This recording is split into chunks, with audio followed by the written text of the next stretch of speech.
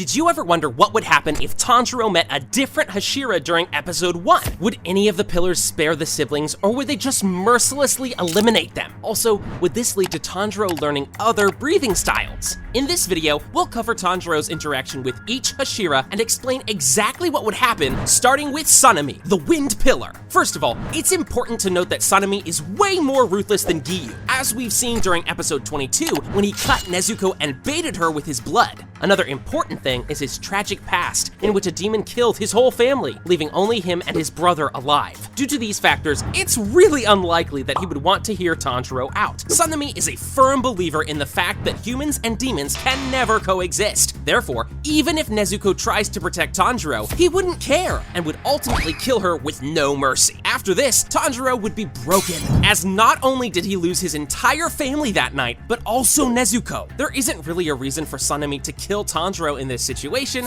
so he would probably just leave, calling him a weakling. This time around, although Tanjiro survived, he wouldn't have anyone to train him and teach him about demon slayers. Therefore, filled with rage, he would embark on his own journey to find the people responsible for the death of his family. With no demon slayer training whatsoever, the only abilities Tanjiro could rely on would be his sense of smell and his inhumanly strong headbutt. And I don't think those would get him very far. He may be able to kill a couple of weaker demons by exposing them to sunlight, but in the end, he would eventually get killed by demons without achieving anything. Okay, that scenario was pretty sad, but what about Tanjiro meeting Mitsuri? Would that turn out any better? Well, for starters, Mitsuri is one of the kindest people in the Demon Slayer Corps, which also makes a lot of sense with her being the love Hashira. However, don't underestimate her capabilities, because underneath this shy and innocent character, Mitsuri is a strong and ruthless demon slayer who takes her Hashira duties very seriously. With all this in mind, if she was the one who found Tanjiro instead of Giyu, things would take a really interesting turn. The important thing to remember here is that Mitsuri was one of the few people who accepted Nezuko and even treated her with love and care later on. Therefore, if she saw Nezuko's determination to keep her brother safe, it's unlikely that she would have the heart to kill her. So, after learning Tanjiro's story, she would sympathize with him and offer to teach him about demon slaying. She also offers to teach everyone watching this video how to hit the subscribe button, and she'll be really sad if you don't try it.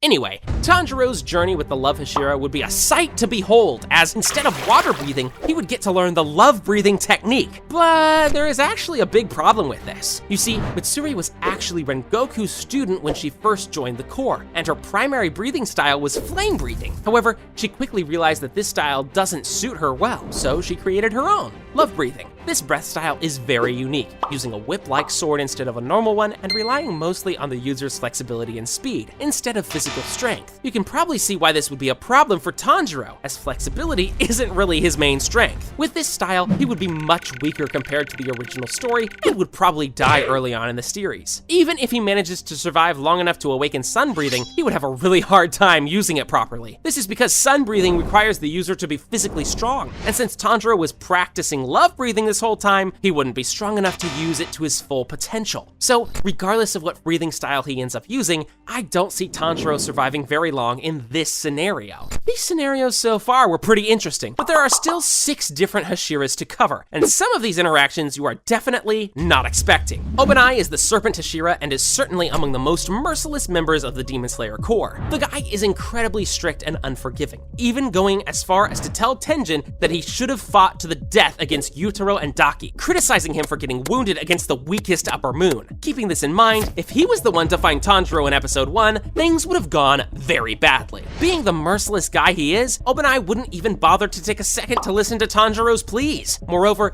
he would quickly end Nezuko's life, leaving the boy traumatized and alone with no one to rely on. If by any chance Tanjiro tries to protect his sister by standing in front of her, it would also end tragically, as 𝐿𝐵𝐴 would simply not care and slice both of them in a second. Even if Tanjiro does survive the encounter, without someone like Yorokodaki to teach him the ways of demon slaying, he would be completely lost. Same as in the part where he met Sanemi, he would probably try to find a demon who killed his family, and somewhere along the way, he would be easily killed by demons. Up next is Shinobu. the insect Hashira, and Tanjiro's interaction with her would be a bit complicated. You see, initially, Shinobu's character in the show was displayed as very cheerful and friendly, showing her as the kind of person who wishes to coexist with the demons, but as we know, that's not really the case. She holds immense hatred in her heart for demons due to the fact that she lost so many loved ones to them. So, does this mean she would kill Nezuko if she met the siblings in episode 1? Well, although we'll never know for sure, I think there is actually a big chance that both Nezuko and Tanjiro will survive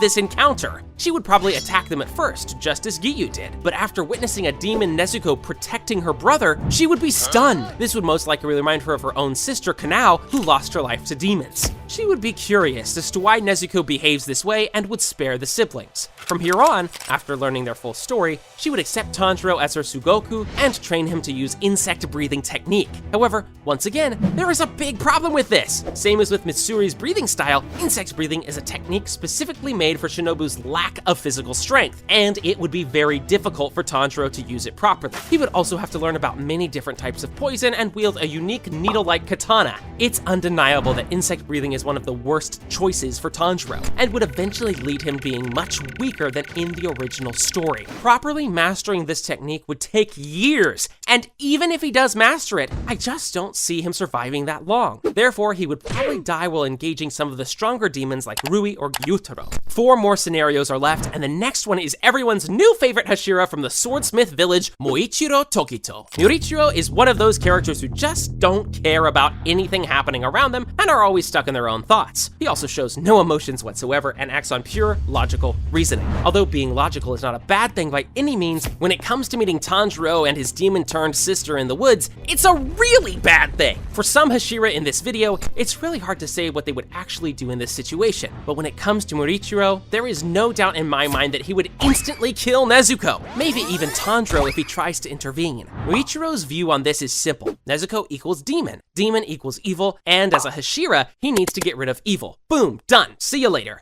Okay, that encounter was pretty quick and weird, but what would happen if Rengoku was the one to meet the siblings on that day? Would he do his Hashira duty, or would he spare them? On the one hand, Rengoku is a well-disciplined Hashira and strictly follows his duties. However, on the other hand, he has good intentions and a pure heart, as well as the mindset that the strong should always protect the weak. Based on this, if Tanjiro and Nezuko were able to get his attention and make him listen, I believe Rengoku would understand and empathize with them. Also, it's kinda hard to imagine Rengoku just mercilessly slicing them. It's just not what he would do. Anyway, in this scenario, Rengoku would teach Tanjiro flame breathing. And contrary to the other styles we've covered so far, this one would actually suit him pretty well. Tanjiro is a natural wielder of the sun breathing technique, and the flame one is really similar to it. I'll even go as far as to say that this breathing style would probably suit him even better than water breathing did in the original version. So what would happen to Tanjiro after this? Well, his journey would be pretty similar to the original, with him going on some low-rank missions and eventually facing Rui at Mount Natsugumo. At this point in the anime, Tanjiro wasn't strong enough to defeat the demon and was almost killed multiple times. However, since he is stronger now, I believe he would manage to defeat Rui all by himself, without even relying on his sun-breathing abilities. From here on, Tanjiro would keep getting stronger and stronger with each arc, and the story would eventually end similarly to the original, with the core defeating Muzan. Before we cover what would happen if Tanjiro met the strongest Hashira in the current generation, let's first quickly go over his meeting with Tenjin. Tenjin is the sound Hashira of the Demon Slayer Corps, and during the Entertainment District arc, we learned that he cares about people a lot and always puts himself in harm's way to protect others. However, when it comes to demons, he is a completely different person and shows no mercy whatsoever. So, although we all grew to like Tenjin during the last season, it's really hard to imagine him sparing Nezuko. He is not as optimistic as Rengoku or as sensitive as Gyomei, and therefore he would most likely kill Nezuko quickly without thinking too much about it. And finally, it's time for Tanjiro to meet Gyomei, the strongest Hashira in the series and the wielder of the stone-breathing technique. Due to Gyomei's religious upbringing, he has great love in his heart for all living creatures and easily cries even over minor stuff. Although the sibling would definitely be scared when they see him in the woods, I think this interaction would actually go pretty well for them. Gyomei is a really understanding person, and he would be able to sense that Nezuko's intentions are pure and genuine, and would therefore have no reason to attack them. After hearing Tanjiro out, he would take him under his wing and teach him the stone-breathing technique. With Gyomei as his trainer, Tanjiro would primarily focus on getting physically strong, as the stone breathing greatly relies on that. Similarly to flame breathing, Tanjiro would be much stronger with this new style than he ever was using water breathing. The increased physical strength would also allow him to use sun breathing more efficiently later on in the story. Another change that could happen in this version is Tanjiro using a different weapon to fight, possibly an axe or mace, since those are the weapons Gyome prefers. Regardless of which weapon he chooses to use, I believe Tanjiro would be able to get insanely strong using this breathing style, and things would probably go the same as in the original. Did you ever wonder if all demon moons together can defeat Muzan? Click on this video to find out. The answer may surprise you.